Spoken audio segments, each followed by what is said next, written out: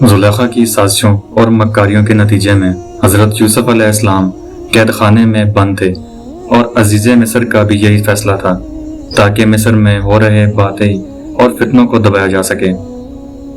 قید خانے کے اندر بھی حضرت یوسف علیہ السلام اللہ کی دین کی تبلیغ کرتے رہے اور قیدیوں کو توحید، اچھے اخلاق اور اعمال صالحہ کی دعوت دی۔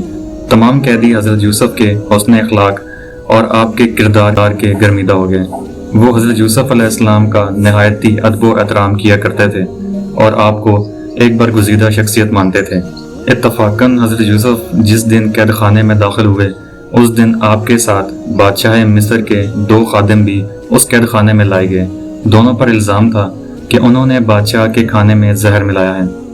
ایک رات ان دونوں قیدیوں نے جیل میں خواب دیکھا جسے وہ بہت پریشان ہوئے۔ انہیں پتہ چلا کہ حضرت یوسف خواب کی تعبیر بتایا کرتے ہیں اور تمام تر تعبیریں صحیح ثابت ہوا کرتی ہیں، لہٰذا ان دونوں نے حضرت یوسف سے اپنا اپنا خواب بیان کیا۔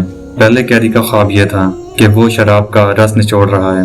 اس پر حضرت یوسف علیہ السلام نے تعبیر یہ بتائی کہ تم اس الزام سے بری ہو جاؤ گے اور دوبارہ اپنے عہدے پر فائز ہو جاؤ گے اور اپنے مالک کو شراب پلاؤ گے۔ دوسرے قیدی نے بتایا کہ اس نے خواب میں دیکھا ہے کہ وہ اپنے سر پر روٹیاں اٹھائے ہوئے ہیں اور اسے پرندے کھا رہے ہیں۔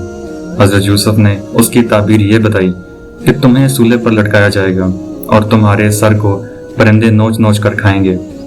لہٰذا کچھ ہی دنوں بعد جب مصر کی عدالت میں یہ مقدمہ چلا تو مشروب پلانے والے ملازم پر جرم ثابت نہ ہو سکا اور باورچی مجرم ثابت ہوا، جس کے تحت باورچی کو سزائے موت سنائی گئی اور مشروب پلانے والے کو بری کر دیا گیا، یہاں تک کہ دوبارہ وہ اپنے عہدے پر بحال ہو گیا۔ جب مشروب پلانے والے اس ملازم کو قید سے بری کیا جا رہا تھا تو حضرت یوسف نے اس قیدی سے کہا تھا کہ جب تو رہا ہو کر بادشاہ مصر کے دربار میں جائے تو میری بے گناہی کے لیے انہیں یقین دلانا اور بتانا کہ میں بغیر کسی جرم کے اس قید خانے میں موجود ہوں۔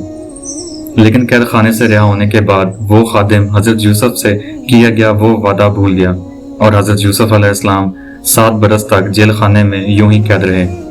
قید خانے میں کئی عرصے گزر گئے، یہاں تک کہ ایک عرصے بعد مصر کے تخت پر ایک بادشاہ جس کا نام ملک الریان تھا تخت نشین ہوا۔ وہ ایک نیک صفت بادشاہ تھا۔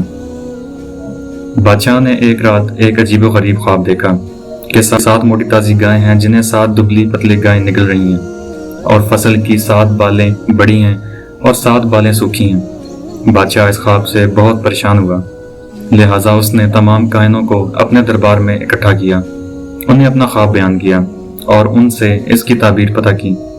کاہن بھی اس خواب کو سن کر سوچ میں پڑ گئے اور غور و فکر کی بعد بادشاہ کو بتایا کہ یہ ایک بے معنی خواب ہے جو آپ کی ذہنی پریشانی کی سبب ہے۔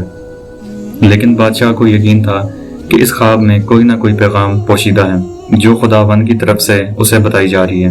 اسی دوران دربار میں موجود شراب پلانے والے خادم کو حضرت یوسف کی یاد آ گئی جنہوں نے جیل میں اسے آزاد ہونے کی پیشن گوئی کی تھی، لہٰذا اس نے بادشاہ کو حضرت یوسف علیہ السلام کے متعلق آگاہ کیا اور بتایا کہ قید خانے میں ایک ایسا قیدی ہے جو علم و حکمت کا بادشاہ ہے اور مجھے یقین ہے کہ وہ آپ کے خواب کی تعبیر ضرور بتائے گا۔ چنانچہ بادشاہ مصر نے اس خادم کو جیل بھیجا تاکہ وہاں جا کر وہ حضرت یوسف کے سامنے اس خواب کو بیان کرے۔ وہ خادم جیل پہنچا اور حضرت یوسف کی خدمت میں حاضر ہوا۔ اس نے بادشاہ کا خواب بیان کیا۔ اس پر حضرت یوسف نے فرمایا کہ اس خواب کی تعبیر یہ ہے کہ 7 سال تمہاری ملک میں خوشحالی رہے گی اور 7 سال سخت قحط سالی پڑے گی، پھر 1 سال خوشحالی آئے گی، بارش باکثرت ہوگی اور پھل بھی باکثرت پیدا ہوں گے۔ واپس آ کر خادم نے بادشاہ کے سامنے تعبیر بیان کی تو بادشاہ حیران رہ گیا اور اسے یہ تعبیر بہت ہی معقول معلوم ہوئی، لہٰذا بادشاہ نے اپنے سپاہیوں کو حکم دیا کہ اس قیدی کو میرے پاس لاؤ، میں اس سے ملنا چاہتا ہوں۔ جب قاصد جیل پہنچے اور حضرت یوسف کو بادشاہ کا پیغام سنایا تو یوسف علیہ السلام نے کہا کہ پہلے بادشاہ سے جا کر کہو کہ اس معاملے کی تحقیق کروائے کہ ان عورتوں کا کیا قصہ تھا جنہوں نے اپنے ہاتھ کاٹ لیے تھے، بے شک میرا رب ان کے مکر و فریب سے خوب واقف ہے۔ جب قاصد نے یہ پیغام بادشاہ کو پہنچایا تو بادشاہ نے اپنے درباریوں سے ان عورتوں کے متعلق پوچھا، لہٰذا انہوں نے بادشاہ کو 7 سال پہلے ہونے والے उस हादसे के बारे में बताया जो गवर्नर मिस्र पुतीफार के महल में पेश आया था। बादशाह ने हुक्म दिया कि इस मामले पर दोबारा कार्रवाई की जाए और तहकीक की जाए कि असल में मुजरिम कौन है। लिहाजा अजीज़ मिस्र और जुलेखा को दरबार में बुलाया गया। साथ ही उन औरतों को भी दरबार में हाजिर किया गया जिन्होंने हजरत यूसुफ को देखकर अपने हाथ काट लिए थे और उन्हें जिना करने की दावत दी थी। उन औरतों ने दरबार में यह गवाही दी कि हमने यूसुफ में कोई बुराई नहीं देखी। पुतीफार भी सर झुकाए खामोश खड़ा था और फिर जुलेखा ने कहा कि हक तो जाहिर हो गया है, मैंने ही उसे वर्गलाया था और वो बिल्कुल सच्चा है जिसने कैद खाने में बेकसूर 7 साल गुजार दिए। अब अहले मिस्र के सामने हजरत यूसुफ अलैहिस्सलाम की बेगुनाही साफ हो चुकी थी। लिहाजा बादशाह ने हुक्म दिया कि पूरी इज्जत और तकरीम के साथ यूसुफ को कैद खाने से शाही महल लाया जाए। हजरत यूसुफ दरबार में तशरीफ लाए और शाह मिस्र ने नहायत ही गर्म जोशी से आपका इस्तकबाल किया और इज्जत और एहतराम के साथ अपने तख्त पर बिठाया। हजरत यूसुफ ने शाह मिस्र से कहा कि अगर तुम इस कहत से बचना चाहते हो जो मुसलसल 7 सालों तक मिस्र पर आने वाली है, तो तुम्हें मुल्क के बेहतरीन इंतजामात करने होंगे। हजरत यूसुफ ने बादशाह को यह मशवरा दिया कि कहत से बचने के लिए गल्ला जमा करवाए और 7 सालों तक कसरत से मिस्र में काश्तकारी की जाए ताकि तमाम अनाज को महफूज किया जा सके और कहत के दिनों में उन ज़ख़ीरों से आवाम में मुफ्त गल्ला तकसीम किया जाए। बादशाह ने सोचा कि ये इंतजामात और जिम्मेदारी कौन उठाएगा। उसे ये इल्म हो चुका था कि यूसुफ अलैहिस्सलाम एक दाना और अक्लमंद शख्स हैं। लिहाजा उसने हजरत यूसुफ को ये पेशकश की कि आपको मैं मिस्र का खजानची बनाना चाहता हूँ और अब से तमाम ज़राअत के इंतजामात आप देखेंगे।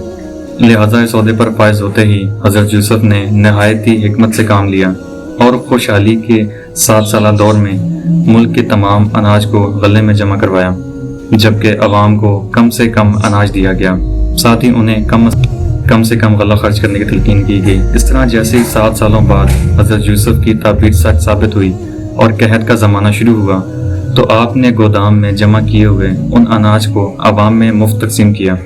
इस तरह कहत के इन दिनों में मिस्र के अवाम महफूज हो गए। यूसुफ अलैहिस्सलाम के इखलाक व कमालात से न सिर्फ मिस्र के बादशाह बल्कि मिस्र की अवाम भी मुतासिर थी और सब लोग आपको बहुत पसंद किया करते थे।